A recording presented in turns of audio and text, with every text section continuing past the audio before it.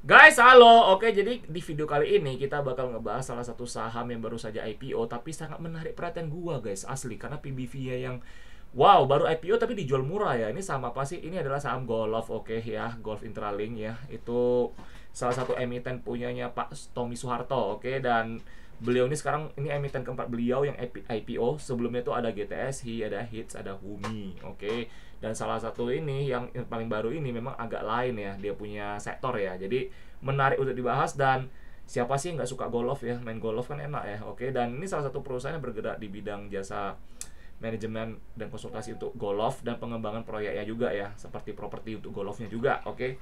Jadi guys, yang bisa gue bilang di sini ya guys ya, gue bilang sama kalian ya, untuk golf ya kita bakal langsung cek bersamaan ya, oke, untuk dia punya laporan keuangan. Jadi ini gua kasih kalian hints dulu ya. PBV, kenapa gue bisa demen sama sahamnya? PBV itu 0,6 kali doang gitu loh. Dan ini salah, jadi gini ya, yang menarik perhatian gue itu adalah bahwasannya dia ini kan baru IPO. Kenapa dia dijualnya murah gitu loh. Dan itu yang bikin gue amazing sih sebenarnya sih. Dan wow, jadi gue tertarik untuk melihatnya. Dan untuk sekelas dia udah kategori oke. Kalau bisa lebih murah lagi sih gue suka banget ya. Jadi kita langsung saja lihat laporan keuangannya. Namun sebelum itu guys, jangan lupa gue sudah ada program ini ya, oke guys. Nanti kalian langsung cek saja program gue ini, DM dulu ya untuk booking waktu jadwal ya. Kita bakal bahas soal financial plan dan juga market stock ya. Dan gue sudah punya, nantilah ada deh, nanti kalian DM gue aja, oke. Gue nggak mau spill terlalu banyak, nanti kalian bakal gue surprise ya, oke. Jadi nanti kalian langsung saja DM ke sana ya. Kita langsung saja masuk lihat ya. Nanti kita hitung bareng nih valuasi nilai wajarnya berapa nih ya. Oke, kita lihat ini, kita cek sekarang. Yuk, let's go. Oke ya guys, jadi menarik ini. Kita lihat dulu nih. Oke, yap, muka gue di sini aja ya. Oke, kita langsung saja lihat dari awal dulu ya guys. Jadi kita lihat asetnya dulu nih, aset. Biasa nih cara gue nge-screening saham ya. Gue pun tuh pasti tetap lihat dari valuasi dulu nih kok. Mana valuasi yang murah, gue bakal cari tahu dulu nih dia kenapa dia murah ya.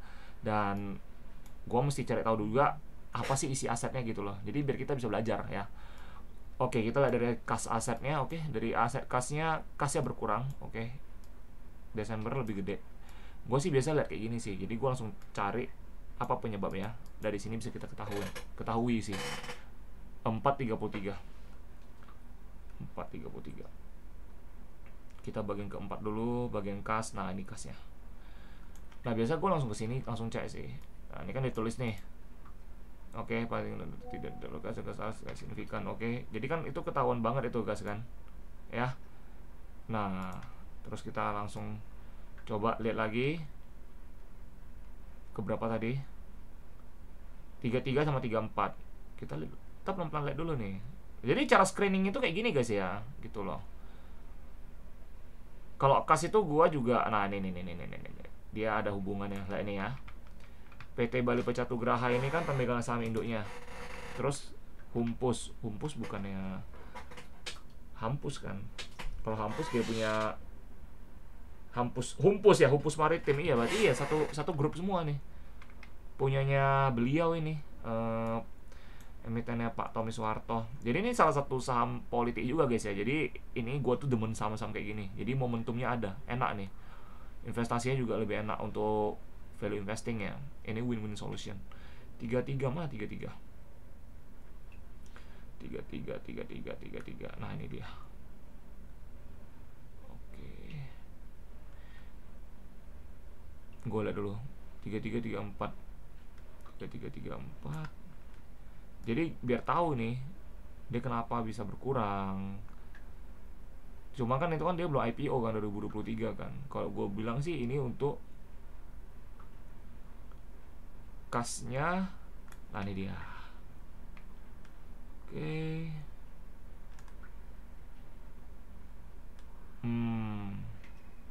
Oke. Jadi kayak dia kas di bank ini dia pakai. Nah, piutang usahanya jadi gede. Piutang ini berarti kan ada orang yang mengutang gitu loh. Nah, ini piutangnya nih dulu segini 2023 Desember, sekarang segini 1M piutangnya. Berarti ada yang menghutangi mereka. Nah, bisa jadi cashnya ini turun karena kenapa? untuk menutupi liabilitas mereka dulu nih gitu loh, karena kan mereka di piutang lumayan gede sih, hampir 50% gitu. Oke, jadi minor aja sih, gak ada masalah sih. Gua kalau kasih yang penting ini ya, inti kuncinya ya, jumlah aset lancar lebih besar daripada liabilitas jangka pendek. Kalau memang seperti itu jatuhnya case-nya, itu perusahaan berarti kalau misalkan amit-amit gagal bayar nih, jadi mereka masih bisa likuidasi aset untuk melunasi utangnya. Jadi itu penting ya, jumlah aset lancar, ingat ya, jumlah aset lancar itu harus lebih besar daripada jumlah likuiditas jangka pendek. Tapi nggak bisa melulu kita lihat seperti itu juga sih, case by case ya. Jadi setiap emiten tuh beda-beda cara lihatnya. Dan kalau untuk yang terkadang memang ada likuiditas jangka pendek itu lebih besar daripada kasnya, tapi perputaran labanya itu cepet. Nah, jadi kalian tuh mesti lihat-lihat juga sih. Jadi nggak bisa semua emiten tuh dipukul rata gitu loh guys. Jadi ini butuh jam terbang ya. Jadi kalau gue sih udah sering, jadi ngerti gitu loh. Nah, jadi kalau gue itu memang tipe investor yang paling suka melihat aset.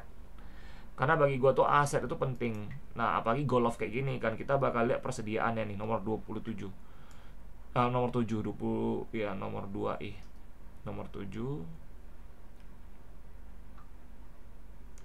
Persediaan ini. Tidak lebih realisasi.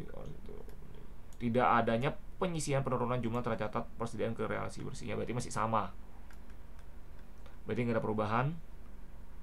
Cuma kita lihat dulu nih persediaannya 2i ya, 2i HI.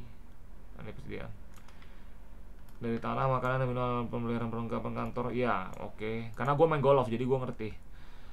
Oke, main golf harusnya ngerti sih, dan lebih gampang sih analisa perusahaan ini sih, karena kalian udah ngerti sistem dunia pergolofan itu gimana. Oke, penyisian utang guru menjaga penyisian.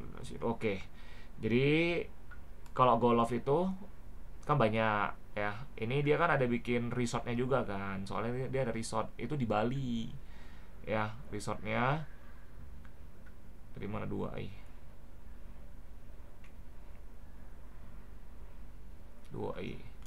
Nah ini dia. Oke. Tanah, makanan, minuman, alat-alat dan pemeliharaan. Nah gini, jadi gimana cara lihatnya kalau ini? Ini gue ajarin ya guys ya. Jadi dia ini kan ada tanah juga, properti, terus alat golf, swing golf, bola golf, makanan dan sebagainya. Nah persediaan ini itu termasuk dari semuanya gitu loh. Persediaan ini bisa termasuk alat pukul golf, ya, stick golf, terus bola golf, terus di resort berapa banyak orang pesan makanan, itu kan termasuk persediaan bahan makanan dan sebagainya. Terus tanah ya, tanahnya itu berapa banyak, itu persediaan juga. Jadi kalau golf ini boleh dibilang dia kayak semi properti, tapi properti yang lebih ke consumer, cyclical dia jatuhnya. Karena golf ini musiman sih. Cuman kalau sekarang sih gue bilang golf itu makin lama makin banyak orang main gitu loh. Karena klien-klien gue juga, gue kadang main golf gitu sama mereka kan. Jadi golf itu makanya orang bilang itu mainan orang kaya gitu loh, golf kan. Sebenarnya kalau kita ngomong sih, lu driving range aja 200.000 udah bisa gitu loh. Dan nah, jadi kalau kalian nanya gua, stick golf itu apakah orang sering ganti? Enggak. Jadi kelemahan dari bisnis kita kalau untuk golf ya, itu dari stick golfnya sih. Karena nggak semua orang itu gonta-ganti stick golf terus, karena stick golf tuh mahal. Itu bisa 50 juta, bisa 30 juta, 20 juta gitu loh, bisa 70 juta juga kan. Kadang 100 juta, ada yang lebih gila lagi harga gitu kan. Jadi biasa kalau stick golf itu mereka tuh tahan lama sih. Mungkin 5 tahun sekali, 10 tahun sekali baru ganti. Nah itu jadi perputaran asetnya memang agak seret di sana. Jadi perusahaan golf ini kalau dari gue pribadi ya, yang gue lihat ya, mereka tuh dapat laba itu dari mana? Dari berapa banyak orang main golf setiap harinya itu sih. Berapa banyak orang ke resortnya, itu sih. Makanya kenapa persediaannya tambah banyak. Lihat kan, benar kan? Jumlahnya jadi lebih banyak lagi. Karena ya itu, ngerti lah. Makanya gue bilang kita harus ngerti kenapa persediaan tambah banyak. Lu harus ngerti industrinya dulu. Dan golf ini kan memang gampang bisnisnya gitu loh, simple. Dan kalian bisa lihat gitu loh, aset tidak lancarnya, uang muka, aset pajak pertanggungan, investasi. Oke, segini, aset tetap bersih. Nah, lihat dulu nih aset tetap bersihnya nih. Gue suka lihat aset nih. Nomor 13. Gue itu kalau lihat perusahaan tuh suka banget lihat aset. Nah, kan baru gue bilang tadi kan. Lihat ini. Tanah segini. Ini 2024 ya. Tanah 288 M. Sekarang tanahnya 6 triliun. Oke. Kepemilikan lo nih sekarang saldo balance-nya lo nih. Oke, asetnya 7T lo guys. Gila lo. Makanya ini perusahaan bagus ini. Wah gila nih, ini bisa aku masukin ke dalam list untuk program gua nih. Jadi teman-teman bisa lihat juga nih landscape gedung, ini gedung golf ya resortnya. Peralatan golf, nah ini garis bawahi guys ya untuk yang ini. Kalian harus ngerti. Oke, dan peralatan golf tuh bisa ada penyusutan juga guys ya. Karena kan kadang kalau misalnya udah terlalu lama atau gimana kan pasti ada kerusakan. Kadang orang megang sana sini ada yang patah atau gimana, kita nggak ada yang tahu. Jadi mesti ngerti juga ya. Untungnya ini sih belum ada deduction ya. Nah jadi ini semua oke kok asetnya. Oke. Asetnya bertambah ya. Awalnya 549 M, sekarang udah jadi 7 triliun. Ini ada penyusutan, oke, kayak tadi gue bilang penyusutan ya. Oke kok. I love it. Golf dengan aset yang gede banget nih. 7 triliun guys. Jumlah aset 7T. Wow. Ini luar biasa banget. Oke. Dengan aset 7T. Aset 7T. Lihat ya guys ya. Ini kita main logika aja ya. Aset 7T. Market cap cuma 4T. Udah pasti itu value investing. Dia under value jatuhnya guys gitu loh. Dia ini under value banget. Oke, dengan terus kita lihat lagi. Makanya kenapa PBV cuma 0,6 kali. Nah, kita lihat liabilitasnya. Oke, jangka pendeknya 152 M. Oke, utang beban harus dibayar. Ini paling utang-utang bebannya itu satu grup semua. Tadi itu di dalam itu semua loh listnya itu. Liabilitas jangka panjang segini. Oke. Pembiayaan jatuh tempo, pendapatan terima muka oke segini. Ngalamin penaikan dikit ya. Liabilitasnya naik dikit. Tapi liabilitas jangka pendeknya berkurang juga ya. Jadi ada timpal balik lah ya. Oke kok. Ekuitasnya segini, ekuitasnya oke 7 triliun. Iya 7 triliun lebih. Oke kok ini. Gak ada masalah. Utangnya juga aman. Lihat ya. Konsumen yang jatuh tempo dalam waktu 1 tahun, ya utang pembiayaan itu cuma 2M. Dia ini utang kecil, ini cuma 2M. Oke. Sedangkan dia punya cash tadi berapa cash di tangannya? 42M. Bisa dibayar. Ini kan total nih jangka pendeknya. Gitu. Jadi kalian cara lihat kayak gini, cara lihatnya. Ekuitas. Nah, baru kita masuk ke dalam pendapatan. Ini mesti lebih detail cara lihatnya seperti apa. Nah, pendapatan bersih itu 63M. 2023 juga 63M.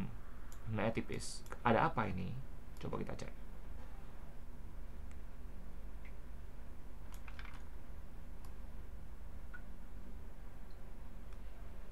Nah,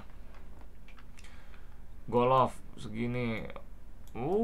Oke. Jadi dia itu mengalami penaikan tuh di golfnya, ya. Restorannya mengalami kenaikan juga, tapi lain-lainnya yang turun. Nah, lain-lain ini banyak guys ya. Lain-lain ini kayak tadi aku bilang. Dia kan mungkin ada dari resortnya yang disewakan ya. Kan masih ada lagi kayak banyak guys ya. Golf itu kayak whole property, but dia itu bukan properti legit untuk tempat tinggal gitu loh. Dan lain-lain ini ya, ini bisa seperti mungkin saja ya. Ini correct me if I'm wrong ya. Kalau di bisnis seperti ini, golf, lain-lain ini bisa saja mungkin kayak lapangan gede. Kalau nggak driving range gitu loh. Cuman itu kan udah masuk golf gitu loh. Jadi lain-lain ini ini gue masih kurang tahu juga ini apa nih. Cuman lain-lain ini biasanya nggak gitu signifikan sih. Yang paling kita mesti lihat itu dari golfnya sama restorannya. Ini sih yang penting mengalami kenaikan. Kalau restoran yang mengalami kenaikan berarti kan makin banyak orang main, pasti orang makan siang juga di sana gitu loh. Jadi lain-lain ini nggak terlalu gimana-gimana juga lah buat gua nggak gitu, bukan hal yang penting ya. Paling penting itu golf sama restoran karena memang bisnis utama dia itu di sana gitu. Beban pokok pendapatan oke, 17 oke, beban penjualan oke. Oke, bagus kok. Oke, bagus, gak ada masalah guys ya. Jadi ini perusahaannya sehat, sehat, dia sehat banget perusahaannya. Utang kecil, utangnya hampir gak ada guys. Utangnya hampir gak ada. Utangnya hampir gak ada. Ini perusahaan bagus banget. Utangnya hampir gak ada, laba bersih oke. Nah ini dia yang mau gue lihat.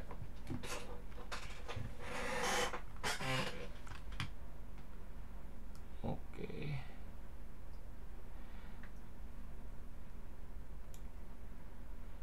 Sebenarnya paling bagus ya guys ya.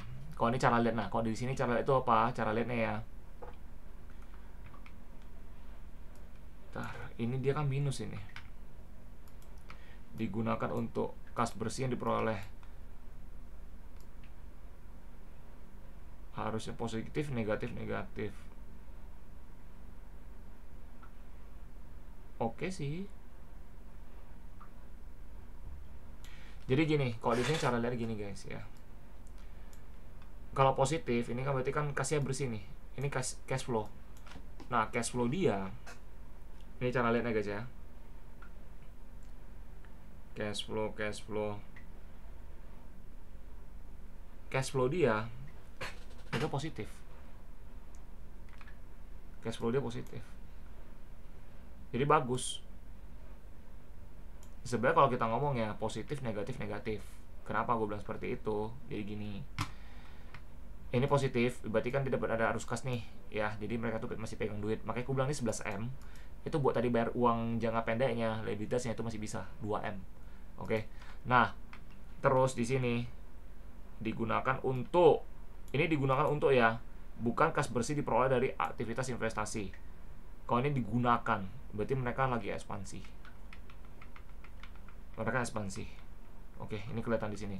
Kalau ini positif, berarti ini mereka artinya minjem duit, gitu. Dan kebalikannya, kalau ini negatif, cash flow-nya berarti mereka tuh dipakai untuk apa dulu nih?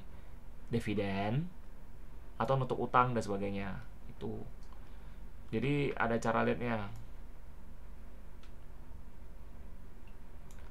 Nah, kenaikan bersih kas atau setara kas. Nah, ini kan penurunan nih kasnya segini. Sebelumnya tuh 26 miliar gitu loh. Jadi kelihatan memang dia pakai ini untuk ekspansi. Nah, arus kas digunakan untuk aktivitas pendanaan. Nah, jadi memang jadi untuk cara lihat dari bagian arus kas ini ya, pokoknya positif, negatif, negatif. Positif itu ini, negatif itu ini, negatif itu ini. Artinya berarti mereka ada pergerakan di dalam asetnya gitu loh. Ya, arus kasnya masih sehat. Ya. Nah, ini kas bersih digunakan untuk aktivitas pendanaan. Nah, oke, pembayaran utang lain-lain. Jadi ini untuk bayar utang masih bisa dibayar. Oke, kalau ini positif bahaya. Kalau positif berarti tandanya dia minjem. Oke, termasuk juga ini. Ya. Jadi mesti pintar-pintar lihat juga guys ya. Oke, jadi kas setara kasnya ya awal periode 74M, kas setara kas akhir periode 42M ya, berarti beda 31M lebih ya. Nggak masalah. Yang penting arus cash flow-nya masih aman. Oke, jadi ini perusahaan oke. Kita bisa mulai hitung valuasinya. Gimana sih? Nah, ini kan kita udah screening nih. Gue screeningnya kayak gitu cepet. Screening cepet karena gue tertarik, gue screening. Oke nih, mantep juga ini gitu kan. Oke. Kalau kalian mau lihat perusahaannya dibilang apa, nah nih di mana perusahaannya, nah nih di sini kan bisa cek langsung satu-satu. Oke. Dan memang mereka tuh nah di sini di Jawa Barat ya perusahaan. Nah, oke. Jadi kalian bisa nambah pengetahuan kalian juga gitu loh. Nah, setelah kalian misalkan tertarik nih, udah tahu nih bisnisnya oke nih ya kan, dan pemiliknya juga kalian udah tahu nih ya kan, oke nih. Oke, besar lah kita ngomong lah ya grupnya ya. Nah, ini kan banyak nih. Ini dari sini kamu bisa tahu semua nih. Bacalah. Nah, nih di sini lah. Oke, jangan malas baca guys ya. di sini semua. Nanti kalian cari tahu itu. Yang gua tahu sih memang yang paling gede itu di Bali. Dia punya Golf. Oke. Ya, udah kita jadi cari tahu nilai wajarnya berapa. Kalau teman-teman yang memang ada kepikiran untuk investasi di perusahaan golf, yang gue mesti tekanin buat kalian ya, asetnya sih, lihat persediaannya, cari lebih fokus ke persediaannya. Karena ketika persediaannya mulai habis, ya itu berarti tandanya banyak orang beli dan banyak perputaran di dalamnya asetnya. Otomatis labanya bisa kena pompa, labanya bisa naik. Sedangkan net profit dia sekarang itu kan cuman berapa? Cuma 8M kan net profitnya kan, laba bersih 8M kan. Kenapa bisa 8M aja ya? Lihat ini, lihat pendapatan bersih 63M. Beban pokoknya memang beban pokoknya dikit aja sih, gak gede sih, 27M kan. Laba bruto segini. Cuma beban umum dan administrasi itu gede. Ini kalian harus ngerti kenapa. Gaji caddy, gue nggak tahu gaji caddy berapa. Cuman kalau yang gue tahu ya, beban umumnya itu banyak, karyawan mereka banyak ya. Dan gue belum pernah nanya sih gaji mereka sih. Yang pasti sih kalau misalnya mau gaji yang mahal itu trainer. Kadang kalau ada di golf tempat itu sendiri ada trainer, itu bayarannya bisa mahal itu. Itu termasuk beban umum gitu loh. Kalau caddy-nya mungkin gue nggak tahu ya. Kalau if I'm wrong, gue pernah ada cari tahu itu banyak kan di atas UMR gitu loh. Cuma gue nggak tahu ya, beda-beda tempat mungkin ada di atas UMR, ada UMR, gue nggak tahu, tapi beda-beda lokasi mungkin ya. Jadi gue nggak bisa nebak-nebak juga gitu loh. Jadi bervariasi. Cuma gue tahu itu guru golf itu pasti gede bayarannya. Apalagi kalau orang luar yang di hire buat jadi trainer kan, itu mahal. Jadi kalian harus ngerti, beban umumnya gede banget memang. Ini gue ngerti banget sih. Dan gue tuh ngerti banget gitu loh. Jadi laba usahanya nah segini.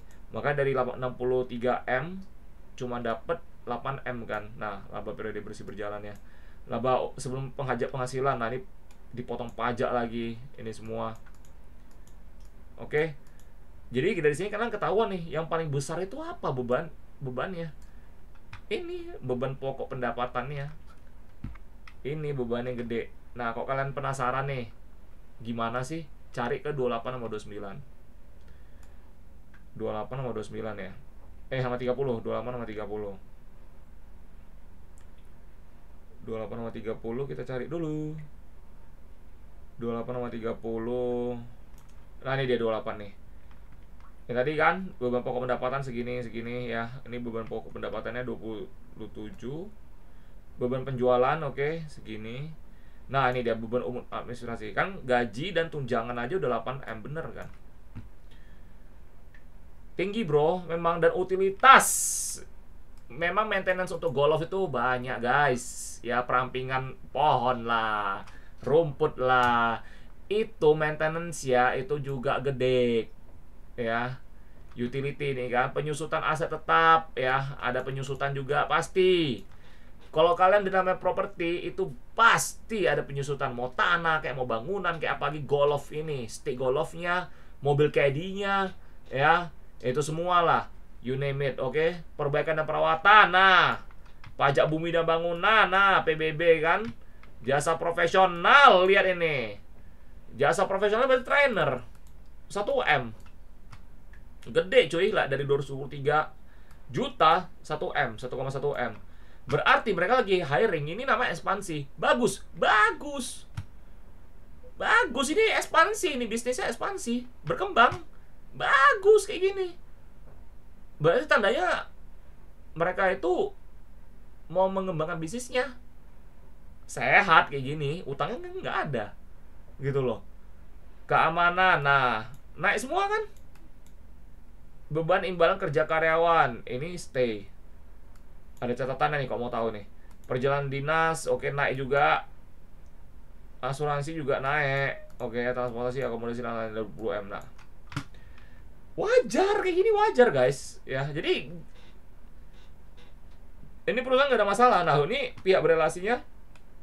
Nah, Belitung Golf and Resort nih kota. Nah kan Humpus PT Humpus. Sifat hubungannya oke kok.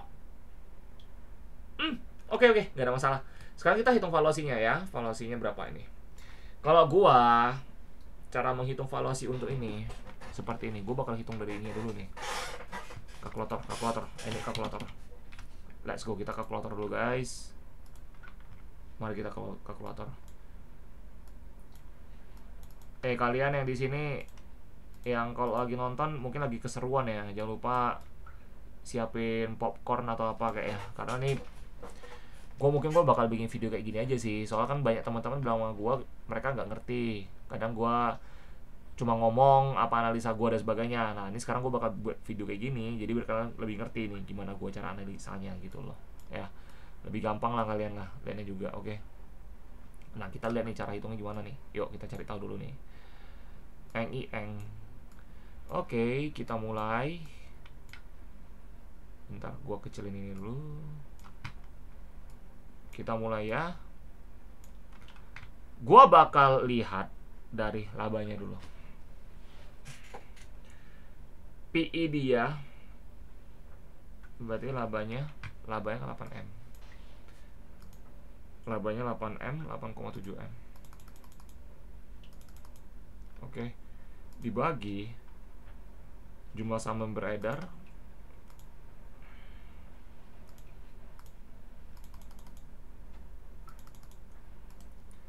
berarti dia punya PI cuman EPS nya cuma 0,4 ya. 0,4 kali dikalikan 4 EPS nya berarti cuma 1,6. EPS 1,6 kita kali EPS 1,6 kita kalikan 10 berarti cuma 16 ya kalau kita ngomong dari PI nya. Kita catatin dulu. Gua catatin dulu ya guys ya.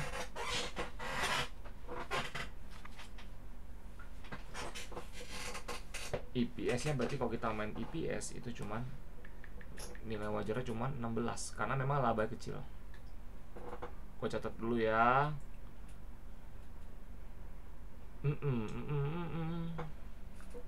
Berarti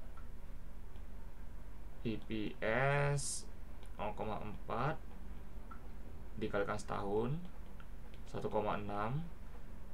Rumus PI sama dengan 1,6 kalikan 10 kali perasaan dengan rasio ya, berarti 16 rupiah. Oke, jadi ini nggak masuk ya, kemahalan jadinya. Nah, cuma kita mainnya cara rata-rata nih. Nah, jadi gue tuh bakal lihat dari mana? Gue bakal hitung nilai wajarnya dari persediaan dan apa asetnya, kita hitung dari asetnya. Karena goal itu paling penting asetnya. Nah, kita mulai nih. Ini yang gue suka nih, hitung valuasi berdasarkan aset. Kita lihat asetnya, aset. Ayo, valuasinya.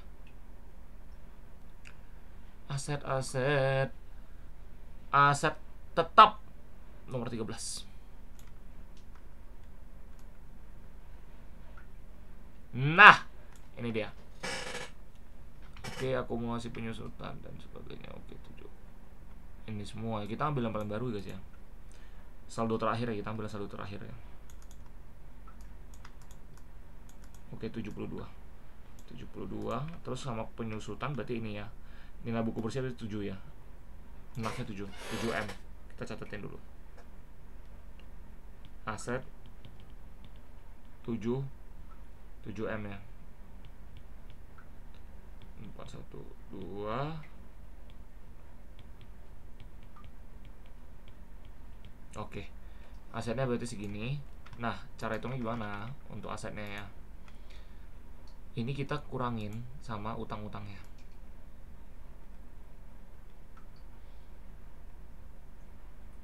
Kita kurangin sama utang-utangnya. Utangnya mana? Utang. Pendapatan, ekuitas, nah liabilitas. Oke. Jadi 7 0 6 6 4 1 2 4 8 5 6 3 7 ya.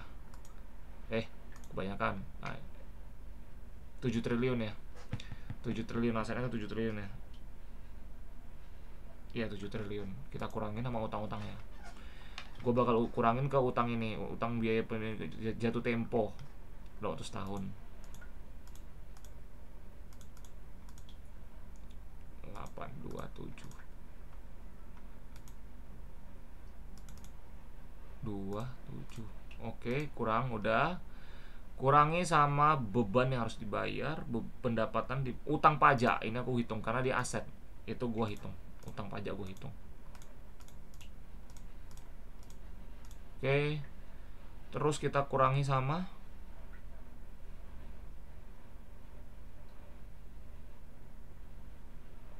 liabilitas jangka panjang enggak, pendapatan diterima di muka, jatuh tempo 200 tahun 4M,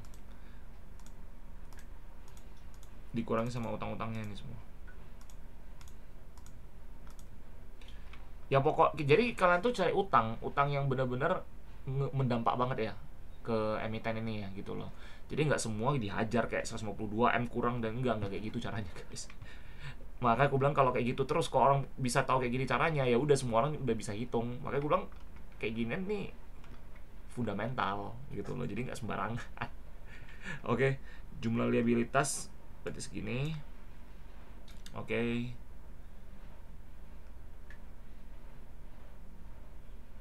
Aset pajak tangguhan. Aset pajak ya. Kok pajak tangguhan? Pajak yang tangguhkan. Enggak sih, kok ini enggak sih. Kita cuma fokus di liabilitasnya. Simpan anggota dapat kembalikan, enggak. Liabilitas enggak. Jumlahnya enggak. Pokoknya itu tadi. Pendapatan diterima di muka enggak. Pokok ini sih. Ini beban harus masih dibayar. Beban masih harus dibayar, ini bisa masukkan karena ini berdampak, karena dia ada beban kan, beban dari kegiatannya nih.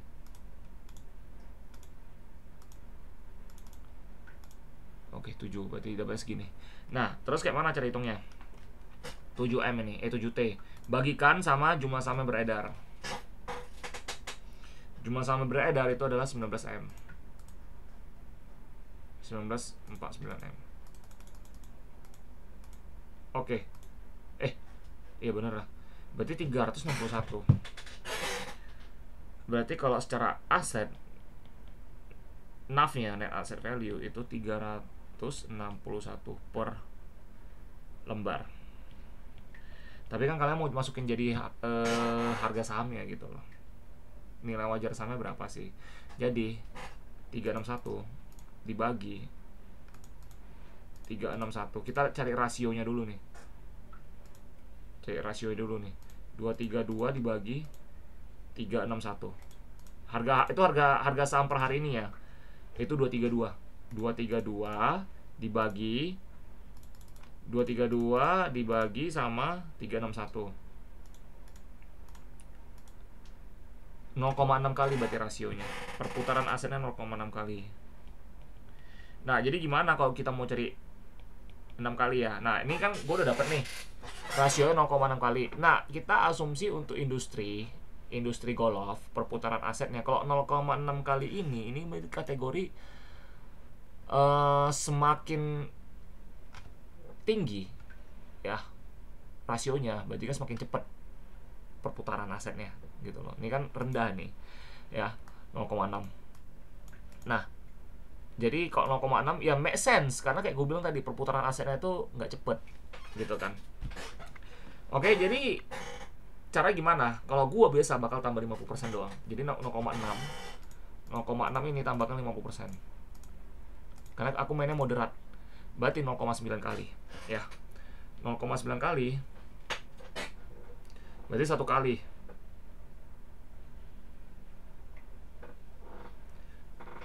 Bentar ya, enggak lah, sorry salah gue. 0,6 harusnya 2. 0,6 kok gue jadi matematika gue jadi kacau ya. Kalikan 2. Iyalah, kalikan 2 ya. Iya dong. Kalau kita bilang 5 kali. Iya, kalikan 2, sorry. Kalikan 2. Kok jadi kacau matematika gue. Oke, anyway, jadi ini kan 0,6 ya. Kita asumsi dia 1,5 ya.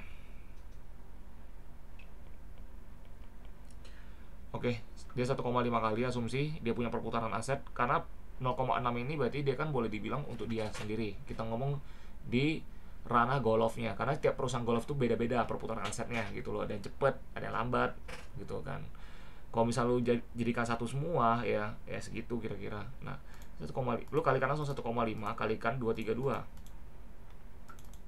Harga saham sekarang ya. Berarti 348. Oke. 348.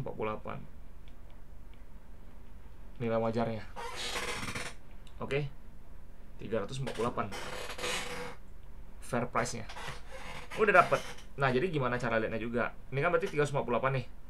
Ya. Ya udah berarti benar. PBV dia 1. Harga wajarnya PBV 1. Jadi 0,6 murah. Jadi kayak mana sih, Bang? Cara kita untuk mencari dia punya kayak mana ya? Overvalue-nya. Nah, lu mau overvalue ya. Ini kan kalian udah dapet nih asetnya nih. Oke, 348. Dan itu book value dia kan 389. Berarti kita asumsi ini udah 1 kali. Overprice-nya ini kalau dari gua itu 1, pokoknya PBV antara 1,1 atau 1,2. Itu. Kalau kita ngomong kayak gitu ya berarti harganya berapa? Kita lihat ya harganya ya. Kalau PBV-nya 1,2 ya. Oke. 232. Bentar. 38 9 kalikan 1,2 berarti 466. Berarti 466 guys ya. Berarti kesimpulannya harga dia setidaknya ada di 466. Berarti dia masih bisa multi bagger 1 kali. Kalau kalian nanya gua nih perusahaan gimana? Bagus. Dan dia kan bukan kategori yang cyclical seperti batu bara, enggak. Dia ini boleh dibilang semi growth. Cuma dia properti dan memang ada angin-anginannya juga sih, momentum juga gitu loh. Jadi untuk sekarang murah. Untuk harga 466 ini murah valuasinya. Oke. Jadi sepertinya itu aja yang bisa gua kasih tahu kalian ya, langsung live ini. Langsung kita hitung, kita selidiki jeroannya gimana ya, udah tahu semua. Oke kalian ya. Sekarang tinggal kalian selidiki sendiri lebih dalam lagi. Oke, ini gue cuma bantuin screening. Oke guys, jadi di sini aja ya. Oke, sampai di sini aja sih yang bisa gua ajarin kalian. Oke guys, jadi bentar ya. Agak aneh nih. Aduh. Oke guys, jadi untuk prospeknya bagus. Prospek bagus. Dia saham undervalue. Terus dia saham momentum politik ya, dan juga saham momentum untuk timing. Ini kan olahraga musiman juga ya. Cuma nggak bisa musiman juga sih, banyak orang main sih tetap sih ya. Oke. Win-win solution stock dan bisnis gampang mengerti. Jadi apakah layak dibeli? Layak banget dibeli. Oke, ini menurut gua ya. Sekali lagi disclaimer on, ini bukan ajakan menjual atau membeli suatu saham. Untung lagi kalian tanggung sendiri. Oke, jadi ini gua cuman kasih tahu ya. Oke, jadi mungkin kita bakal bikin konten kayak gini aja sih. Jadi biar kalian ngerti lah gimana. Ya kita bantu analisa juga ada di sini. Oke. Jadi seperti biasa guys, gua udah punya program ini ya. Kalau kalian pengen seperti gua bisa nganalisa seperti ini ya, enak banget gitu loh. Nampak udah tahu nih bagus atau enggak gitu kan. Join aja, nanti gua ajarin kaliannya di sana ya. Oke. Jadi kalau untuk biaya dan sebagainya DM gua dulu. DM karena tiap orang resikonya beda-beda ya. Oke. Jadi pokoknya DM gua, konsultasi sana dulu. Oke guys, jadi semoga bermanfaat and see you on the next video. Bye bye.